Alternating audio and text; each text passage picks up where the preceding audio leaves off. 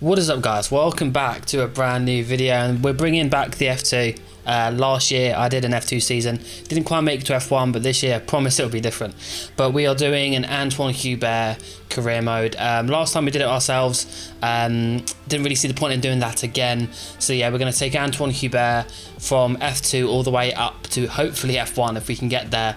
But yeah, it's going to be an awesome journey. I'm really excited to do this, and shout out to the man who made this possible. There's a creator on Race Department. I'll leave his link to his profile in the description below, and he actually puts the faces of other drivers as playable characters. So this is how we've currently got Anthoine's face on our driver, replacing the likes of David Tanitza. So massive shout out to him. Without him I couldn't have been able to do it, which is an awesome thing to have in this game. So nonetheless, let's continue on with our career. Obviously we've got to pick the number 19, and obviously when we transition to Formula 1, that's the number obviously we'll carry, as that obviously was Anthoine's number. Now naturally, as you can see, there's no helmet on at the moment. At the time of recording this, I didn't have the helmet for this select part, but when we get to the racing and all that, the helmet will be there.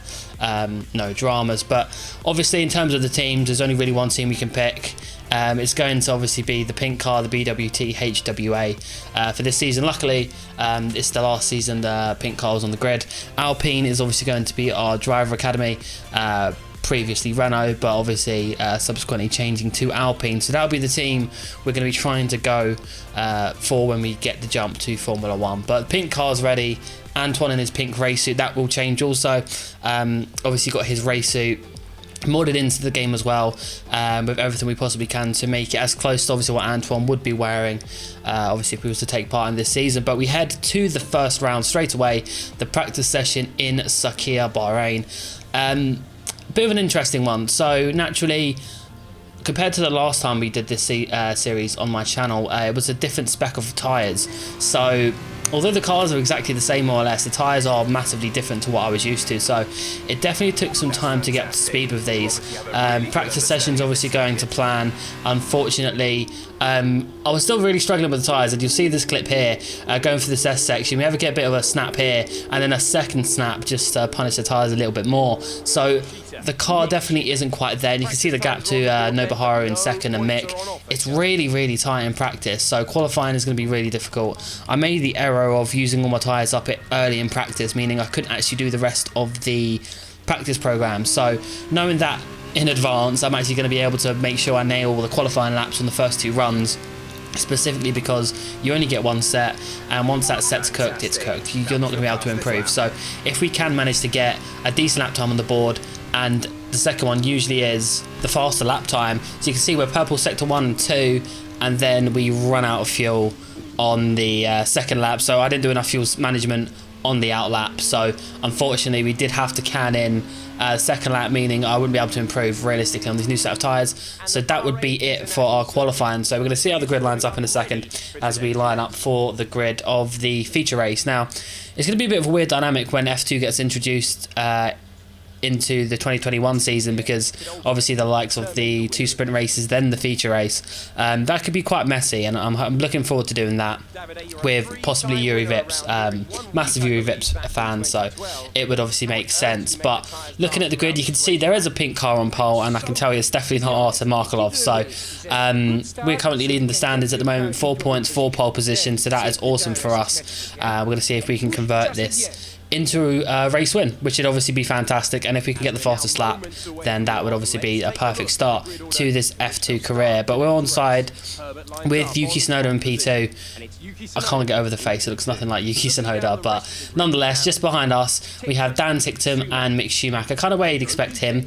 Schwartzman's a little bit farther down than you would have thought. Lundgaard's doing pretty well. Marino Sarto's had a great qualifying there.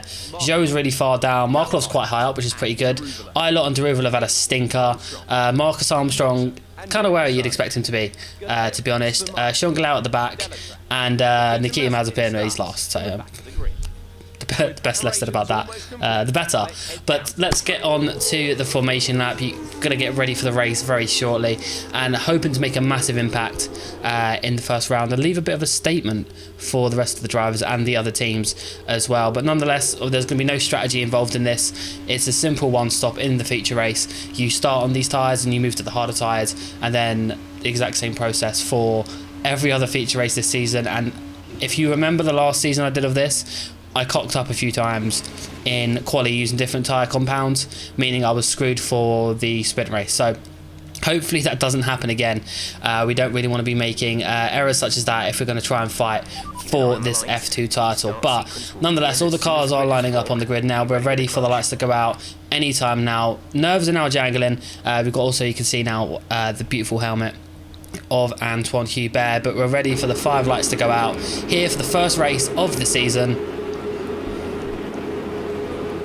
And we get an almighty start. We had no wheel spin at all. It's like a video game, in fact. But you can see Yuki Tsunoda right behind us going into turn 1.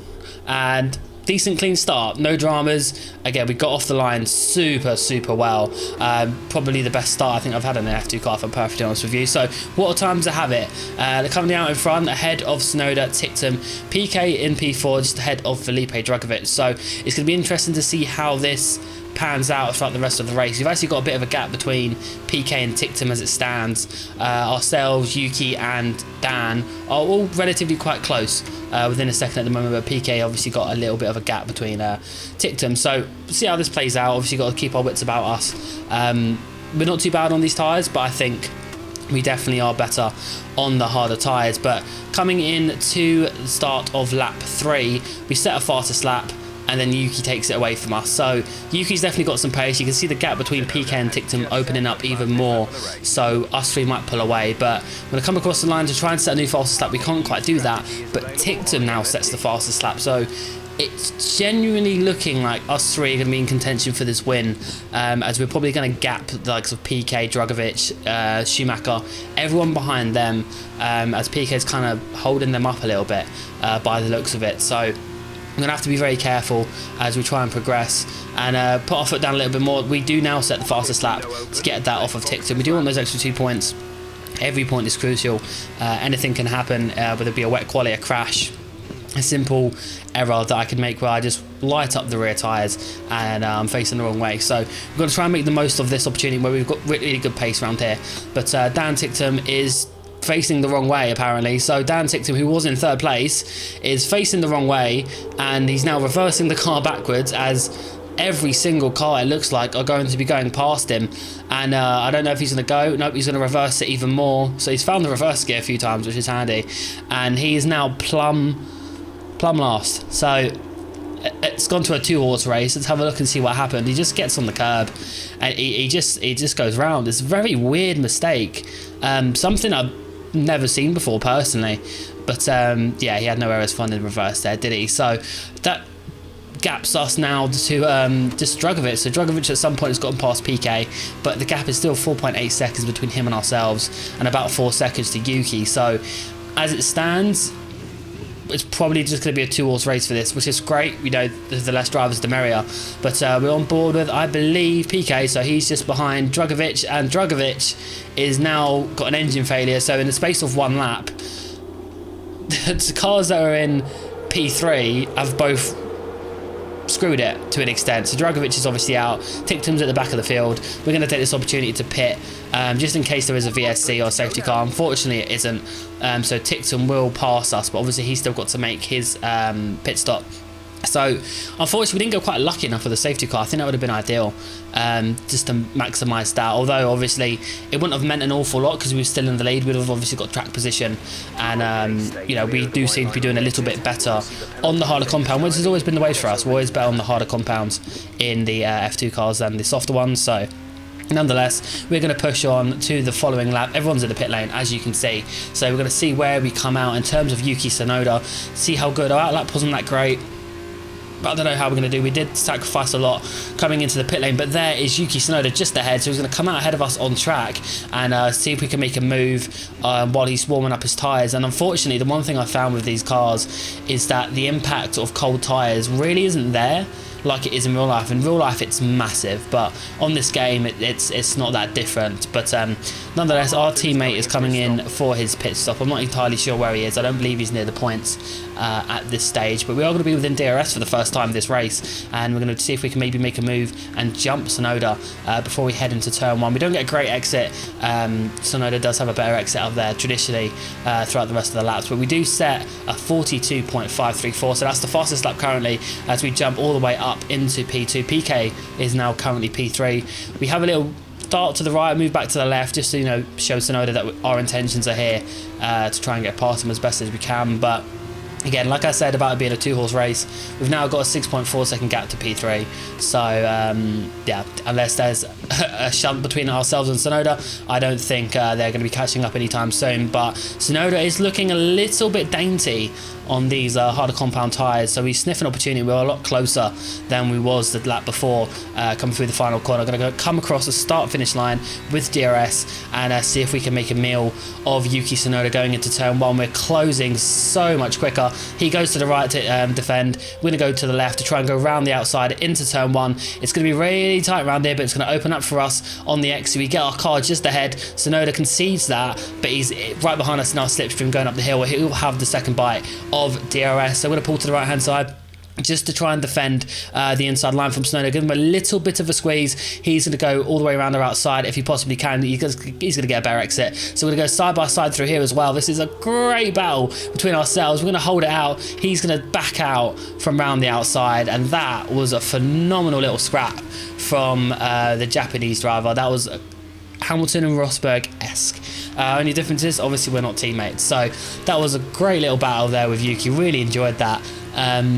I think he maybe could have held it around the outside through there, but I think it's just a case of it's not worth any contact. You can see how close we got there on the apex of turn 1, and just through here. I mean, I figured he was obviously going to get a decent run up the hill, so I just defend the inside line. As soon as I see him move over, squeeze him a little bit, but he got a great exit, to be fair to him. Obviously using all the road there, just ahead I am at the moment, but obviously trying to go around the outside. He doesn't quite get his nose ahead of me, well I think if he did that then he probably would have been able to mount a challenge. But coming on to the start of lap 11, you can see we've set another fastest lap. We're kind of gapping him a little bit, so Tsunoda was definitely our cork in the bottle. We could definitely put a little bit more pace down, but naturally he's got 1 lap fresher tyres on us, so you know towards the end of the race he might catch up a little bit. But we're just doing what we can to set fastest lap after fastest lap. The gap's not really changing at all, which is slightly concerning, but at the same time it's not like he's within striking distance of us at any point, so we're kind of keeping it around like, you know, the 1.2 to maybe the 0.9 tenths. But coming on to the fastest lap, we managed to set another one, ironically, but wasn't much quicker. But on the final lap, I don't think we're actually going to improve this time around. We kind of backed off a little bit. You can see it's dropped down to 0.9, back to 1.2. So it fluctuated throughout the entire race, which was good, I guess. I mean, we was both on the exact same pace with one another, but a 10-second gap to PK and P3, that's absolutely mental. So we're in a complete class of our own, us two, but we do round the final corner. We're going to come up to the start finish line. We're going to pull to the inside wall to say hello to our team, and we win the first race in the championship. Very reminiscent of what we did last time, but we know everything happened after that. But yeah, more than happy to get the first win on the board, and really good battle with Yuki. So we'll have to see how Yuki is. Yuki might end up being our main rival this year, which should be very interesting. Luckily for ourselves, there's no Jordan King, but happy with that. Obviously going to be starting P8 for the sprint race, which is going to be tricky coming through the field a little bit, but hopefully shouldn't be too difficult. I mean, given the pace disadvantage that everyone else had, it was quite surprising how fast me and Yuki were. So there may be a scenario where me and Yuki come through the field again and end up having another battle. So we'll have to see how it goes, but I've definitely enjoyed the first round of the Bahrain Grand Prix. But we're going to come onto the podium and celebrate with PK and Yuki Tsunoda. I still can't get over Yuki's face. It is absolutely horrific. But yeah, well done to PK as well for getting a podium, literally out of thin air. But yeah, well that's been it for the first episode, guys. I hope you enjoyed. If you did, please do leave a like and make sure to subscribe for some more. My team is knocking on the door. It's kind of there, so I haven't got around to making it, but that's definitely something that I will get around to doing and whatnot. But other than Alex Jakes calling me Herbert, I think I'm going to leave it here. I've already recorded the sprint race, so I'll probably record that in the next few days, and that'll be up relatively soon. But anyway, guys, hope you've enjoyed. I'll see you guys in the next video. Until then, take care. Bye-bye. You'd be mad not to join us for the next race. We hope to see you then. Take care.